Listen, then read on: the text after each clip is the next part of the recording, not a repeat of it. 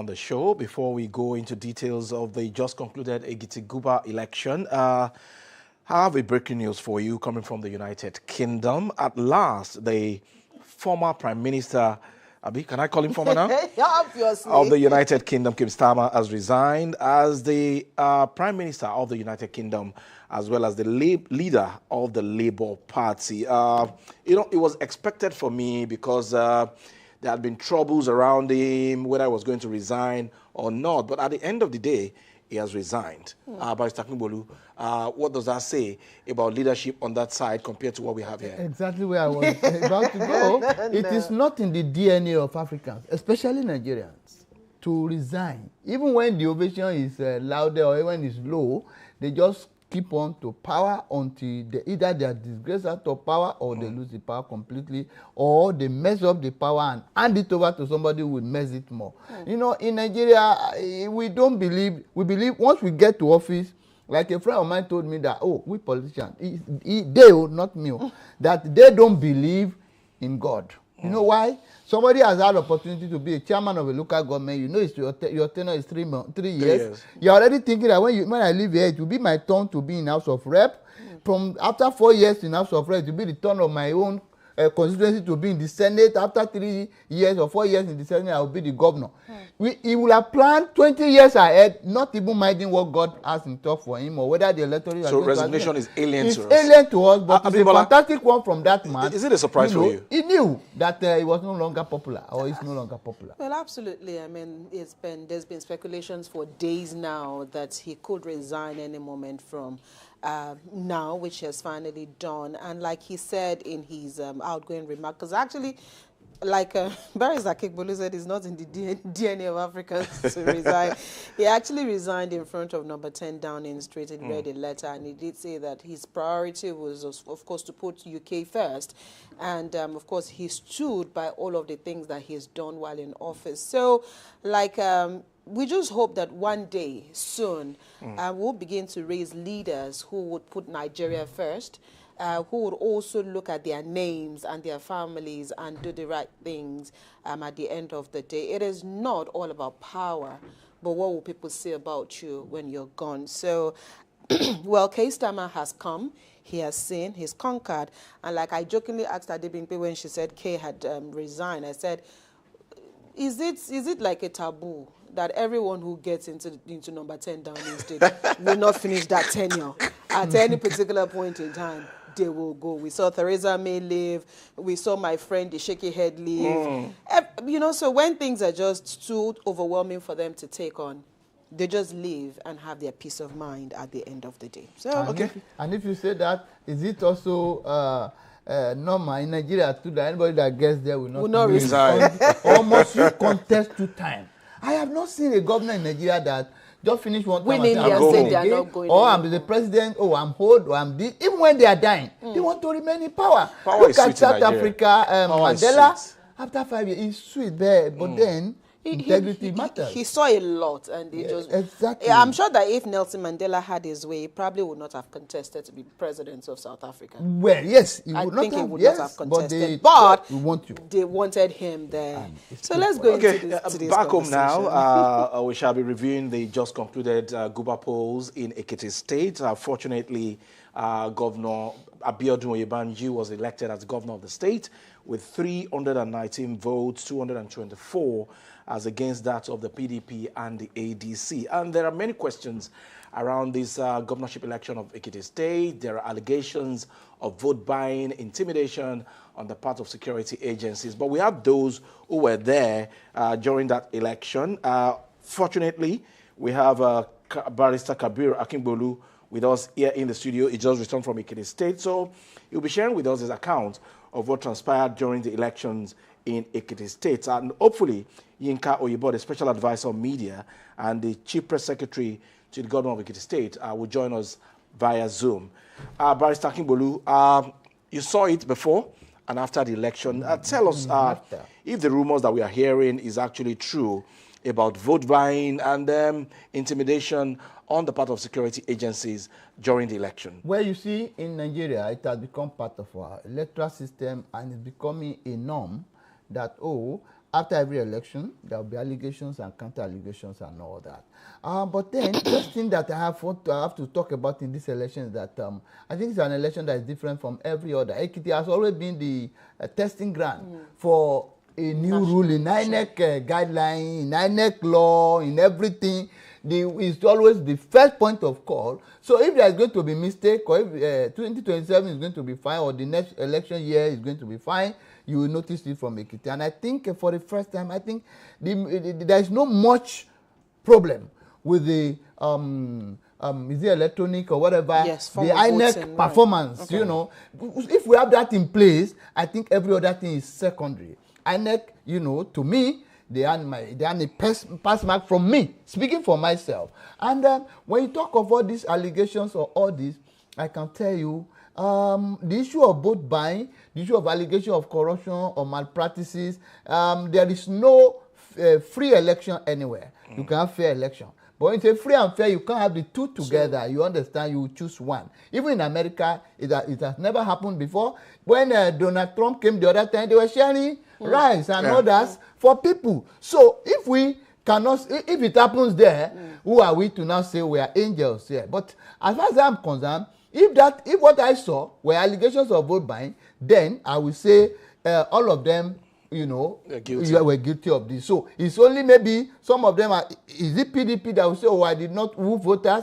Is it APC that will say, I did not move voters? Is it ADC that will say, I didn't move voters? But what happens is, under our law, once it's 48 hours to election, you are not permitted to campaign. Absolutely. In fact, some of us who have legal mind, on the day of election in 1993, Hope 93, MK Abiola flouted the law by wearing a Babariga as SDP coat of arms. You know, you understand? That is campaign. It's illegal on its own. So all these people, they canvass for votes on that day of the election, on Saturday. All of them put together, because they are scouting. Yeah, it's a norm. It has become a norm whether we like it or not. There is nobody, no political party that will say, oh, I did not canvass for votes. Okay. Barrister Akingbolu, before we proceed here, again, it looked like Mr. Oyebode would be the first governor or the incumbent to come back to back to win a re-election.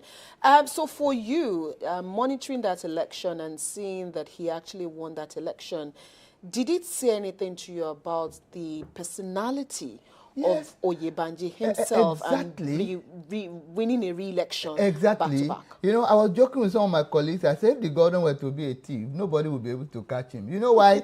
What he did was that he went to political school and studied the style of Dr. Kayode Fayemi, merged it together with the style of Oyebode Fayose, aligning with the principles of Olusegun Oni, match it together with what Adebayo, stood for, and brought them into one. And from day one, he did not start preparing, midway. He started from day one.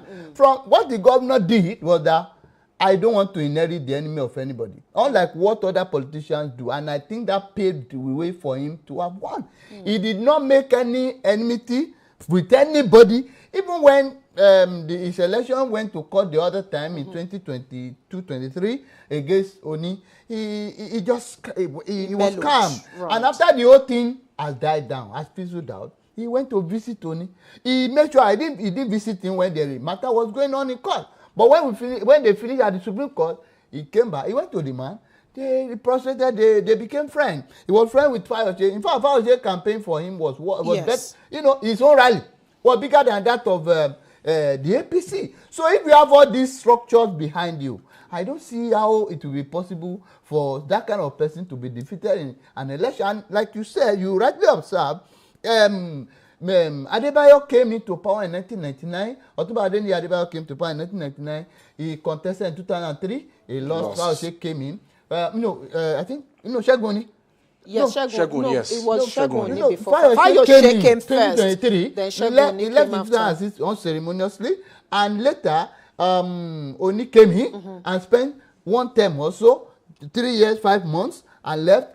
Fayemi came in. Fayemi spent 4 years. After 4 years, Fayose came back.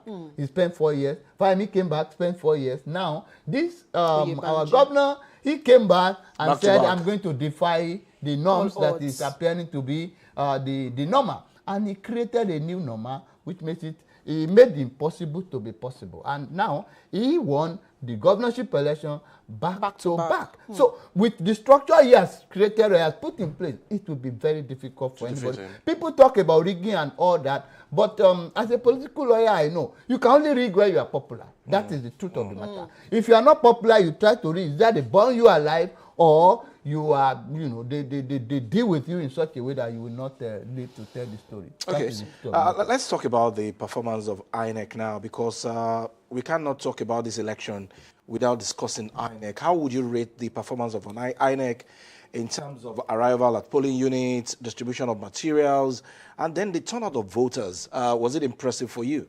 First of all, we are in Nigeria generally, we have voters apathy. This apathetic, you know, this disposition to electoral issues or election is one of our problems. Now in Ekiti State, 1,028,929 voters cards were collected.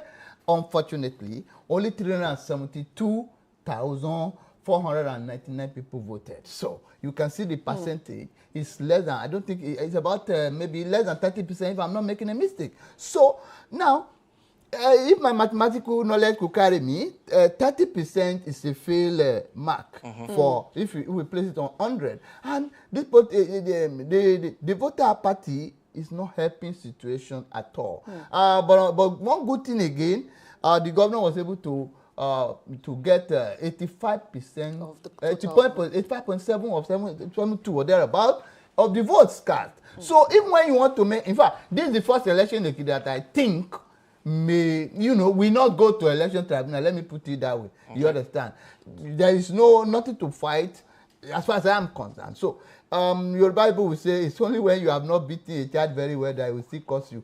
When you beat him very well, he will just say, okay, I will not do that again. So I think for those who are still the oppositions, because the opposition, where are they? Because to me, there are no opposition in Ekiti as far as I'm concerned. Maybe they can be in subsequent election, but as far as I'm concerned, there are no opposition. And again, the things were able to be possible because some of the National Assembly members, you know, returned home. People like the spokesperson of the Senate, Yemi Adaramodu, was everywhere campaigning and all that. And so many others also supported them. You understand? People like the SA to the president, Ibrahim Olari, they were all on ground. You know, campaigning and you know, the Senate leader, MOB, they were everywhere. So for all these people to be on the same page with the governor, we tell you that the governor is an enigmatic personality, you know, politically, and he's a man of many firsts. Right. The first governor to win election back to back, the first election to align all political interests together in one room. Or you understand? He was able to do it. How he was able to do it, we don't know. And again, in the election, in the build up to the election, it was a bit difficult.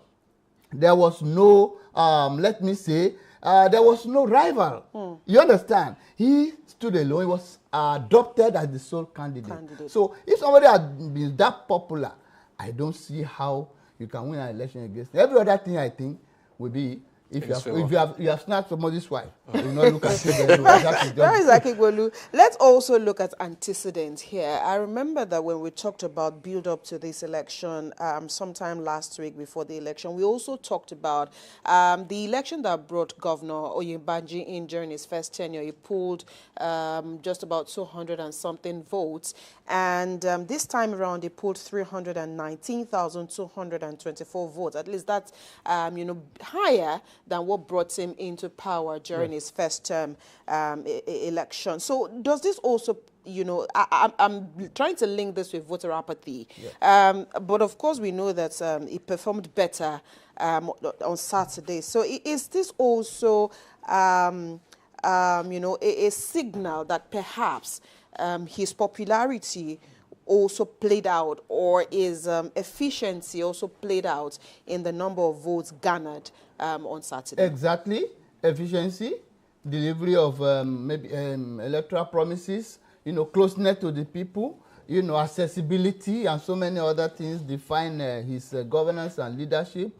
The ability to bring people of different political opinions together, and the ability to refuse to inherit the enemies of every other person, who have passed before. The enemies of Fayose were his friend. The enemies of Fayemi were his friend. The enemies of Fegoni were his friend, and so on and so forth. So it means that he has he encapsulated a lot of virtues that you can call, you can find in a leader. So there is no how. There won't be, the only thing you can get is success. So, and he succeeded. And with this, when you look at it very well, if I want to go down your line of question, in 2022, he had 200 and something, or about barely 200,000 votes, now 300 and something. Now, when you look at it very well, in 2022, there were at least a visible opposition. Now there is none. As far as I'm concerned, there is none. So there were options, there were alternatives for people to choose. Then, let us vote here, let us try this one. Yeah. But this time around, you already knew that if you put your vote in basket A, it is going to be a wasted vote. So why don't I support the person? Yeah, it is better you follow the person that is in charge, because he's not only in charge politically, he's in charge, he's everywhere. Do you understand? So, because if you want to be a bit funny, or you want to be sentimental, or a bit negative or cynical, you'll be saying, maybe they buy the bubble, maybe they rig election. Because you can't see the rigging. There was peace throughout the state, as far as I'm concerned. There were no toggery and all that, the way we used to see it, because what is at stake was very little. Because it's only one straight road. Let's hold. Yes, to heaven. And that road is very wide. Not like the not is narrow. Tiny. Not is narrow. This one is wide. Okay. You know that this is the road. Okay, Barrister Akingbolu, let's quickly hold your thoughts. We have joining us via Zoom now the special advisor to the Ekiti State Governor on Media, is also the Chief Press Secretary to the Governor, Mr. Yinka Oyebode. He's joining us on Zoom this morning to quickly add his voice to what we're talking about. Mr. Oyebode, good morning. Can you hear us here in the studio? Hello, good morning. Okay, all right. Good morning, Mr. Oyebode. All right, thank you for joining us on the program this morning. Would like to quickly hear from you an account of what transpired during the election in Ekiti on Saturday, now that your principal was declared the winner of that election. Thank you very much. I'm going to now, the election of the government of the performance of Excellency Biodun Abayomi.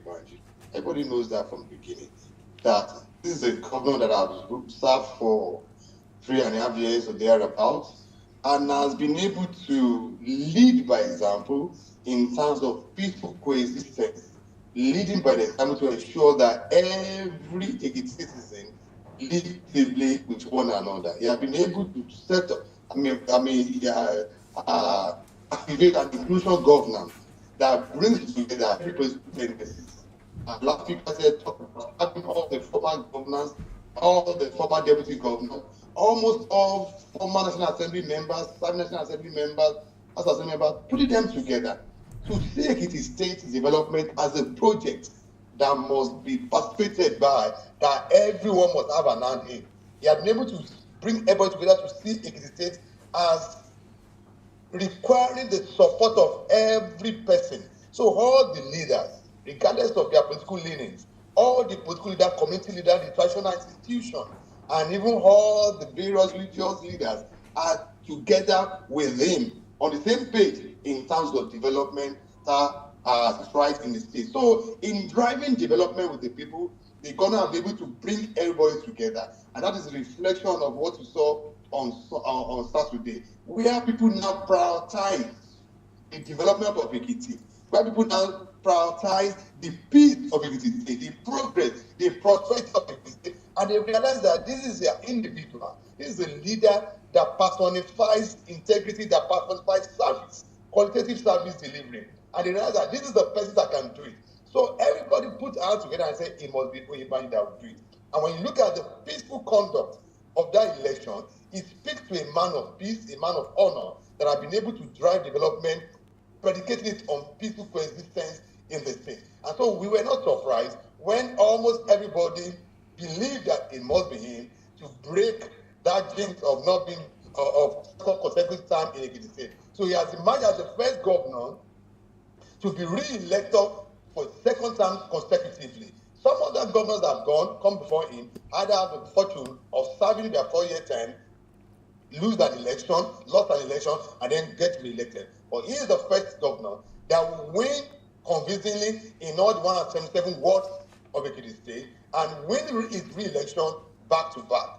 So we give thanks to God Almighty and also appreciate the people for being able to reward the governor for his diligence, for his unity that he has been able to fall together, and for the prosperity that his policies have brought Ekiti State. And they just rewarded him for that by overwhelmingly voting for him on Saturday to give him another mandate of 4 years in office. Okay, Jibala, you have a question for him? Mr. Oyebode, would you tell us the major high points of this current term of Mr. Governor that must have convinced the people of Ekiti State to re-employ him again for another 4 years in terms of performance and infrastructural development in Ekiti? Thank you very much. The governor based his 4 years tenure, the first 4 years, on sheer prosperity. The developmental agenda, the 6 pillars of developmental agenda is anchored on shared prosperity, which means making sure every citizen prospers under this administration. So whatever they are doing, are you a worker, are you a teacher, are you an artisan, are you a trader, are you a driver, are you a professional, you must prosper within your area that you operate. The government will create necessary platforms. So its administration has been able to create platforms for people to exhibit their God-given talent, especially the youth, for people to also aspire to greater things, for people to move their businesses from one scale to a higher scale. They have been able to do that in the last almost 4 years. Putting together policies that will enhance their progress, that will enhance their prosperity. For instance, the governor in the area of agriculture, he has used agriculture to drive development and to drive productivity among the youth. First of all, he has been able to assemble 5,000 youth, and I don't know any other state in this country where about 5,000 youth have been assembled together to go into agricultural development. With government backing, full backing. First, the government will clear the land for them. The government provided seedlings for them, modified seedlings for them. The government supported them with agri extension services through the Ministry of Agri and Food Security. It's also made sure they benefited from the tractorization policy of government. We had tractors that provide them at subsidized rate for them. Beyond that, government also built dormitories for them so that as a young person, when you go to the farm, you have a place to rest and stay a few days on the farm, working, and they don't miss anything in town because the various facilities they need, DSTV, power supply, water supply, beddings, furniture, bedrooms are provided in those dormitories for them so that they can work for 3, 4, 5 days before returning to their place. That enhances productivity. At the end of the day, government also buys from them their harvest. So when you have cleared the land for them, when you have provided seedlings for them, when you have supported them, when you have set up security around their farmland, when it's time for harvest, they sell, and whatever they cannot sell in the market, government buys up there. Okay. So the last planting season, when they did the harvest, they got close to 1.2 billion naira was shared among these farmers as their profit from what government bought from them. When government buys this, they also store it. Government stores whatever it buys from them and sells at the retail price for the citizens. So food prices has come down remarkably in Ekiti State because of the agricultural development agenda of the governor. All right, time is fast. When we talk about local content, as a local content law in Ekiti State, I'm with you. All right. I was just going to allow you land because time is fast spent. We need to let you go. So if you'd like to conclude your thoughts on that. Yes, I talk about the local content law of the administration, which also makes it mandatory that every job that and if a man has expertise in, he must be considered. So, for instance, if there is a contract for building, there's a contract for road construction, and we have a competent Ekiti company. If it's a man that is able to do it, he must be considered. Okay. And this has really helped the local economy, because even when you give contract to all those big players, they are allowed to also source their labor locally in Ekiti State. They are allowed to also source materials locally in Ekiti, and this has really boosted the local economy and put money in the hands of the people. He has also created platforms for the youth, okay, sponsoring them from programs, supporting endeavors, development programs, and this has really influenced and impacted positively on the quality of life of the citizen. When you add this one to the fact that he has been able to pay worker salary as a when due, has been able to pay pensions and clear outstanding gratuities that have been inherited from the administration, that has actually boosted the local economy and actually restored confidence in the life of the citizens, so much that they believe that if given this opportunity and for another 4 years to serve them, he will do better, he will do much more, and the development level will go higher. And prosperity also will be felt across every household in Ekiti State. That's what the people have demonstrated on Saturday. They believe in him because they have earned their trust and has demonstrated capacity and integrity and unity with power. All right. Thank you so much, Mr. Yinka Oyebode. Of course, the network has also not been quite favorable this morning, but practically we heard everything that you talked about, Mr. Governor Oyebode, in that state. We thank you for giving us your time. We do hope that we'll be able to connect with you sometime soon to talk more about Ekiti State. Thank you so much. All right, Ms. Akingbolu, let's come back to you in the studio before we wrap up this morning. Where we started this conversation from was where you said Ekiti is always a litmus test for electioneering process in Nigeria. And so when you look at the upcoming 2027 election in Nigeria, the performance of INEC on Saturday, at least the election was rounded off early, results came in early, and by Saturday night, the results had been totally declared, and we knew that Mr. Oyebode had won that election. So what are your expectations for the 2027 elections, especially on the part of INEC, knowing full well that it is an off-cycle election, just one state, but of course, when we have more states that we need to collate, how better can INEC perform? I think if they can replicate their performance in Ekiti on Saturday, Nigeria will clap for them. You know, there was and they were also able to upload onto IREV. Yes, they did everything perfectly. But like you said, if they are now handling a massive this thing, would they be able to do it? In those days, you are not quickly. But this day, presidential will span about 2 or 3 days. Right. This is not too good. And in some states too, there have been conclusive elections and so on and so forth. What they have been able to use here, that there are not places where there were itches, then they should be able to use it elsewhere so that the things can be. People are viewing the results on IREV, you know. Yeah, it's easy. So if they can replicate this, I think Nigerians will love this because there is no shortage of material. There was no shortage of material. There was no lateness delivery of election material. There was not no allegation that INEC workers didn't arrive on time. I think we have to give them kudos here and wish they do better. Okay, we have all commended INEC here, but without an atmosphere of peace and orderliness, that election couldn't have taken place. So how would you rate the performance of our security agencies before and after the election?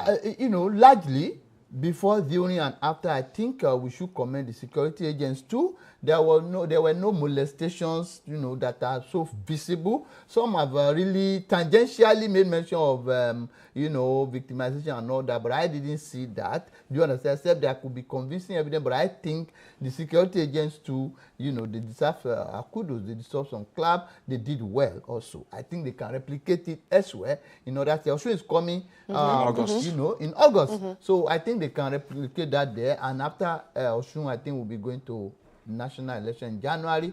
I think they should do that. If they can do that, Nigeria will be so happy because the bedrock of any election is preparation of preparedness of INEC. So if they can do it the way they did it in Ekiti, then we are in another realm. We might not have been in get to promised land. We are no longer in Egypt. As far as the election So what would be your closing remarks to the opposition? We know that the PDP and the ADC, they've rejected the outcome of the results, of course, alleging intimidation, vote buying, and other issues. And like you've said, there's really when you look at politicians, there's really no difference. No difference. But then for politicians and the do or die nature of our politics in Nigeria, as we now prepare for the Osun elections as well as the January elections, what would be your advice to politicians? I think my last word for them is for the opposition to rearrange themselves. Let them rediscover themselves. Let them reorganize, and be coherent. Do you understand? A situation whereby the opposition itself is divided, they can't get anything. Both the APC or ADC candidate and the PDP candidate and all of that, why don't they form a formidable team or formidable opposition? Or even if they are going to be one the way they are, they should mobilize people more. Make people join your party more, bring more programs, be more visible. Because a situation whereby you are not popular, like for instance, ADC only got about 3% of the entire vote. PDP got about 7-point-something% of the entire vote. So where will you be saying? So if you are rigged out, you should be at least close. It's not close. So it means they are not just there. Let them, redefine it. Let them go back to the drawing board. Know what they have done wrong or what they have not done. For them yes, at all. You understand? Because as you look at it, some of the parties are going into extinction, and it's not good for our democracy. It is very good if we have opposition, even at the national level. Wow. You understand? Now, ADC, NDC, and which other one? They're still labeled they are still, but the problem why I am is deliberate. Why are you not joining another party? Something that has CCC that you are joining. All to just make sure that you have something close to APC. It doesn't.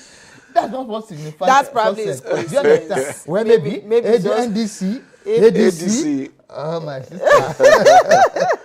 We would have to leave this conversation here this morning. Thank you so much, Mr. Kabir Akingbolu, for finding time to be with us on the program this morning. And I'm sure that you can see he's dressed differently this morning. He's not in his usual suit. Of course, he had to come into the studio all the way from Ekiti State. We say thank you so much for your sacrifice. Yeah. Of course, that's the much you take on this side of the table this morning. We'll take a quick break. When we return, Adibimpe and Joy will be here with their Lagos conversation.